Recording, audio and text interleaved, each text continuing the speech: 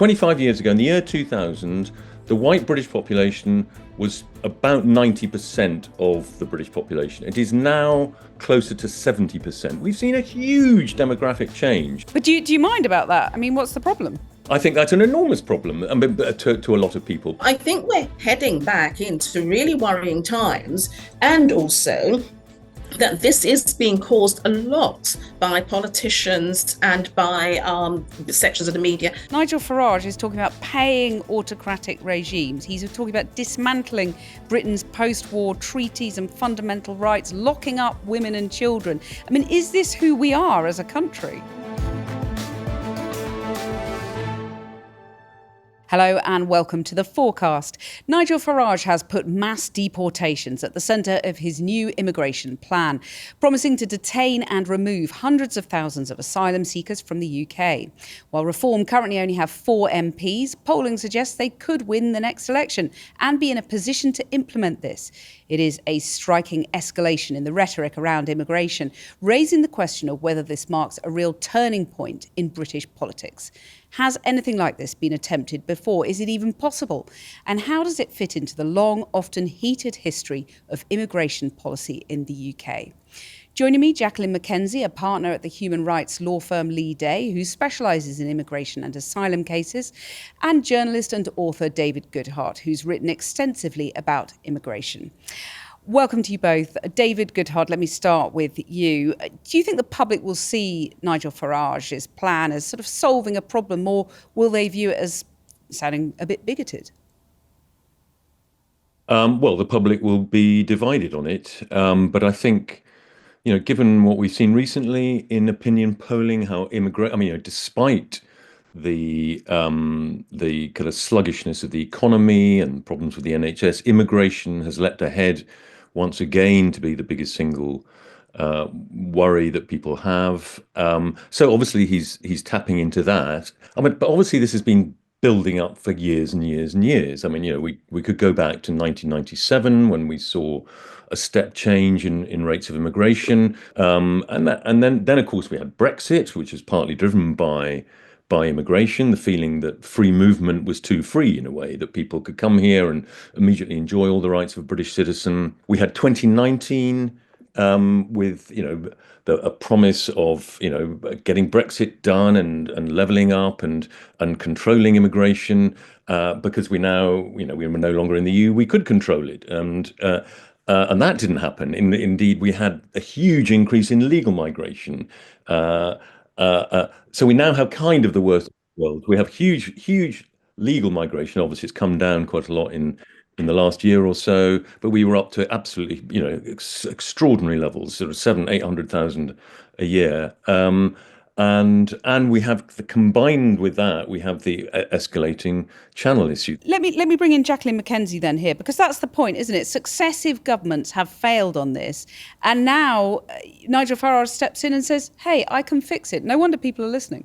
Overwhelmingly, people are still more concerned about, their lives, what money they have in their pocket, whether they're going to be able to access healthcare, whether they're not. They're now more concerned about immigration, aren't they? Well, I haven't seen any formal opinion polls on this, but we do know in the last election it counted as something quite low down the priority list. Now, I accept that it has risen. I don't know where it is in terms of, actual opinion poll information. It is the top concern, according to YouGov, the last opinion poll. And now it's now far ahead of the economy and the NHS, and that's the point. Nigel Farage is responding to that.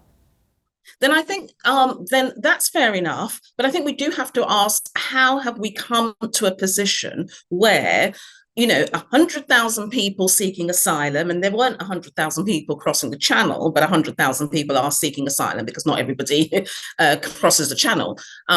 People coming in other ways. How is it that number of people, when we know there are 120 million people displaced around the world, we saw Bangladesh take in 1 million Rohingyas, Colombia took in 2 million Venezuelans, etc., How is it that that number of people, which is relatively a small number, certainly less than France and Germany takes in, when you think we're the fifth largest economy, how is it that that has become the main talking point? It Well, is it's a interesting. 46% rise on the same period last year have come across the channel in small boats this year. So it's a And big I think rise, isn't it? it is a huge rise, and it's because and it's not the highest number. I mean, we've had higher numbers before, and people came in different ways, didn't they? Came in via lorry and under the Eurostar and in all manner of ways. But this is highly visible. People are coming in these small boats. Politicians, organizations, some sections of the media make a big thing of it, and they instill fear. But you think the UK should be able to absorb and tolerate that level? I think the numbers are small enough for us to be able to do that. I do accept that there are issues across society. There is a lack. I've been a school governor. I mean, there are real pressures on school places. There's pressure on the NHS and so forth. But whose fault is it? Is it the small number of people who come over in those boats? And when I say a small number in comparison to numbers of people fleeing persecution for whatever reason, or even I accept that some people just want a better life. Let me put that let me put that back to David. It's a small number in the scheme of things. Yeah, I mean, it is a relatively small number, but it's the visibility of the channel crossings. I mean, I agree that only I think about getting on for a half of asylum applications come from channel crossers. I mean, the rest there are still people coming in on lorries, and there are also a lot of people who overstay visas, people who've come in legally and then claim asylum subsequently. But I do think, I mean, there is a growing consensus now across left and right, across the whole of Europe, that our laws that were designed for a different world. The 1951 Convention, the European Convention on Human Rights, which adds various other restrictions that make it harder to deport people or stop them coming in the first place. These were designed for a world in which very few people moved. Right, let me put that to Jacqueline. Well, some would argue that the Refugee Convention is not fit for purpose, but for a different reason, because there is going to be an argument for people coming here for reasons outside the convention, i.e., because they cannot survive economically or because of climate justice or for all manner of reasons in their current states. And very often they're moving to countries which have contributed to some of the problems in their own. David.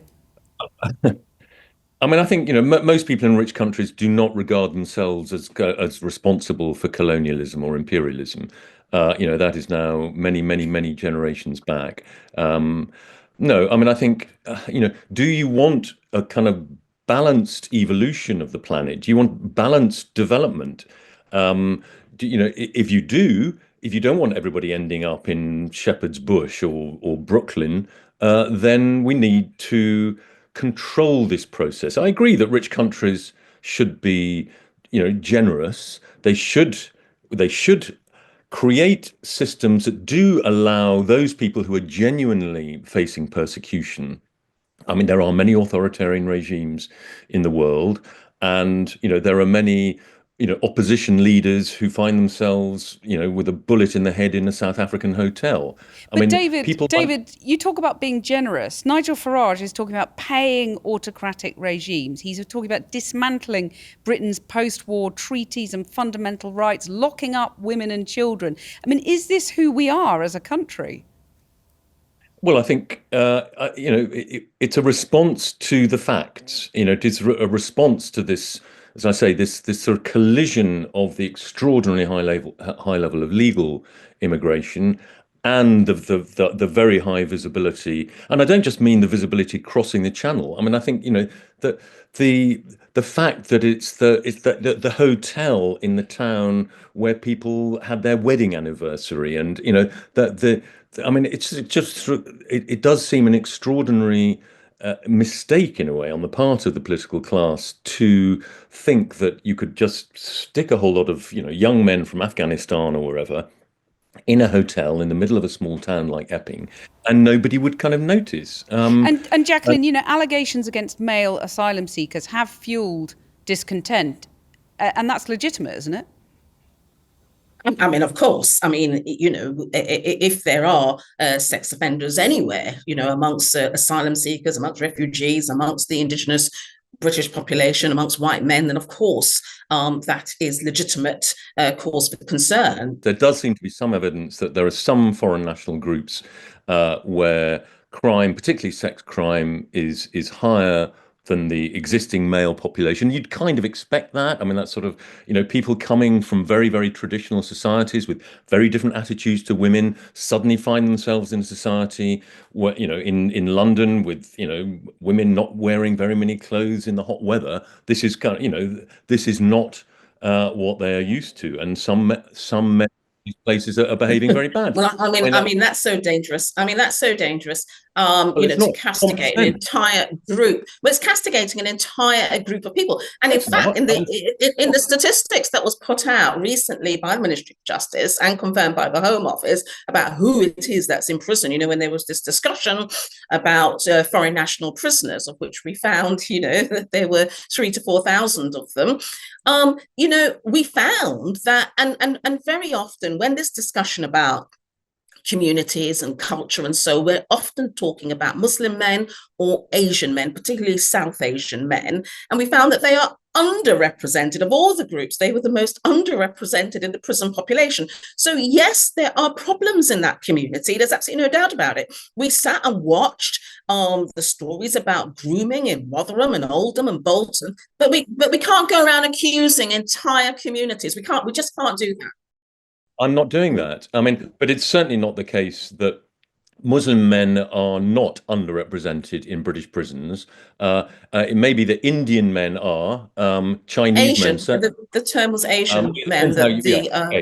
Yeah. I don't think, well, we're not going to agree on this. But I mean, I think we need to go back to this original question of, how open rich Western societies should be. And I think we should be generous when it comes to taking certain proportion of people every year who have suffered as a result of natural disasters or war. There are hundreds of thousands or millions of people in UNHCR camps, but we need to select them. We need to select the most vulnerable people. But David, let me just put to you, there's an uncomfortable echo of the language of the 1970s. The National Front poster from the 1970s that said, "Make Britain great again, stop immigration, start repatriation." I mean, is this where we've moved as a country now? Well, it's responding to a very different universe. We remain, there is a very, Jacqueline didn't seem to be aware of this, but as you pointed out, I mean, it is now the most important issue for people, despite the weakness of the economy. And we're worrying about a real thing. I mean, yeah, but is that whipped up by Farage, actually? Because I mean, it does seem slightly bizarre that given the cost of living, high inflation, etc., people are worrying more about this than, the pound in their pocket. Well, yes, I mean, politicians, who have thrived off a certain approach, and Nigel Farage has done very well by emphasizing the two things that our political class have kind of most ignored among the British public. One of them is high level, one of them is immigration, the other is national sovereignty. That is how he has done very well. And why would he stop now? But I want to just make this point, comparing us now to the 1970s, we are a miles more liberal country. I mean, the number of people in Britain who say you have to be white to be truly British is something like 5 or 6%. The number of people, a different subject, but I mean, again, an indicator of our kind of liberalism, the number of people who say, a man should go out to work and a woman should stay at home and look after the household and children is also about 5%. We're a very, very liberal country. Let's put that to Jacqueline. We've changed a million miles from the 1970s. People who say the far right is now mainstream, it's just not true. I mean, I think, my parents are first generation Windrush, and, I grew up hearing the stories. And of course, I work mainly with Windrush clients. I've grown up hearing the stories about no blacks, no dogs, no Irish. There's quite part of our popular culture. So, absolutely things have changed from then. But what I fear now is that things are going back there. I worry for my teenage son being out at night. We see graffiti even on my street, which is in an area which is a very cohesive area. Not ever seen any racist graffiti. My daughter pointed out something that had been written on a telephone pole a few months ago, and how saddened she was. She's second generation born in the UK. So I think we're heading back into really worrying times, and also that this is being caused a lot by politicians and by sections of the media, and of course by some organizations. Because, you're absolutely right, and David is absolutely right, that on the other side of that coin are some incredible, wonderful, positive signs. Up and down the country are hundreds of organizations, mostly run by elderly white women in their villages and communities, running refugee support and welcoming organizations, providing meals and blankets and things. We see some great stuff. But David, I mean, just hearing those stories from Jacqueline, a recent migrant or a migrant of long standing is going to find some of this language very upsetting, possibly even terrifying. And that's let alone the refugees who've come in and find people camped outside their hotels. Yeah, I mean, but then, I mean, I agree with Jacqueline. I have Black and Asian friends who say that they have, for the first time, been the subject of bad mouthing, racist bad mouthing. But the issue is, do we actually respond? I mean, we've had a democratic failure here. We're emboldening that tiny number of people. I mean, I don't think it's even 5%, but it's a kind of fraction of those 5% of people, who are racist nutters. You have them in all societies at all times. A very small number of people who, for whatever reason, feel very insecure about their status in society or whatever. But we're emboldening those people by not responding by our democracy not responding to the completely legitimate demand of the vast majority of people for slower change, slower immigration. 25 years ago, in the year 2000, the white British population was about 90% of the British population. It is now closer to 70%. We've seen a huge demographic change, and that in many towns and cities and suburbs, that has it has completely changed. But do you mind about that? I mean, what's the problem? I think that's an enormous problem. I mean, to a lot of people. Human beings tend to prefer familiarity and security. But that's just racist, isn't it? They are not. No, absolutely not. No, people are, and I think the language is often sort of twisted here. People are not anti-immigrant; they are anti-mass immigration. They are anti-radical change to their way of life. If suddenly your neighborhood fills up with people who have very different attitudes to religion to you, who speak a different language to you, you may not feel uncomfortable. Lots of our fellow citizens do feel uncomfortable. Jacqueline, is that a legitimate concern? That's not an illegitimate. No, I think that. I think that worries me greatly that anyone feels like that. My mother lives in a tiny island called Grenada in the Caribbean, and we have a lot of English people going there because it's sunny and you can buy property quite cheap. We've got people coming in from China and all over the world, and it all makes for a wonderful sort of, a cohesive community. We are part of the world. Look at the United States, look at Canada. Most of Europe, most of the world, wherever you have a homogenous society, a society that most of us would not want to live in. Who wants to live in North Korea, where almost 99% of the population is North Korean? It is wonderful that, you can eat your way around the world in the UK and that your neighbours can be from anywhere. We learn from that. Do some cultures bring practices with them that make some of us feel uncomfortable? Absolutely, they do. Jacqueline McKenzie, David Goodhart, thank you both very much for joining us. Well, that is it for this episode of The Fourcast. Until next time, goodbye.